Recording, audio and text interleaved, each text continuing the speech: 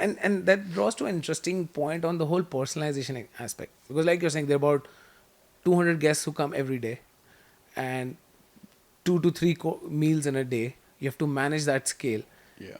yet have that level of personalization. Like you're saying, somebody could have certain preferences. They're probably avoiding, let's say, gluten, or they want things in a certain way. So how do you draw that balance? Because let's say the chef in the kitchen, as much as you would want to personalize everything, there's a time cost attached to it as well. So I'm sure it's a very tricky balance for you to. It is difficult for sure. Like, the personalization. When you start this topic, I think it will just go on. Like, you It's can't. endless. It's endless. Yeah, it means like it's very difficult to personalize everything. But as a chef, as an entrepreneur, you need to predict few things that okay, now this is trending because you're traveling a lot. You So have your own anticipate friend certain circle. questions You need or to anticipate preferences. few things like what people are actually avoiding and what are the possibilities that they will ask for.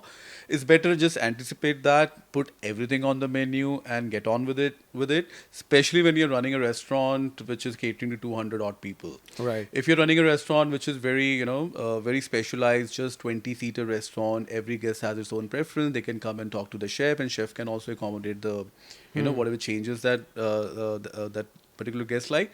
That can be done, but that should have a different set of, restaurant, or that will have a different concept altogether.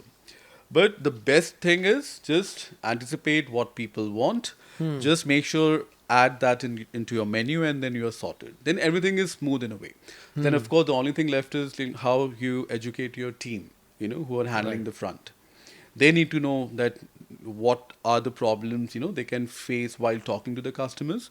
Like if somebody is saying I'm allergic to salt, what will you do? Because there's so Correct. many recipes. Every recipe has a salt in it.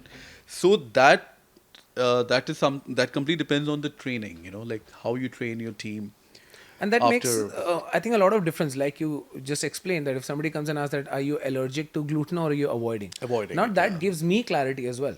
And I can share that. So it makes it exactly. easier both ways.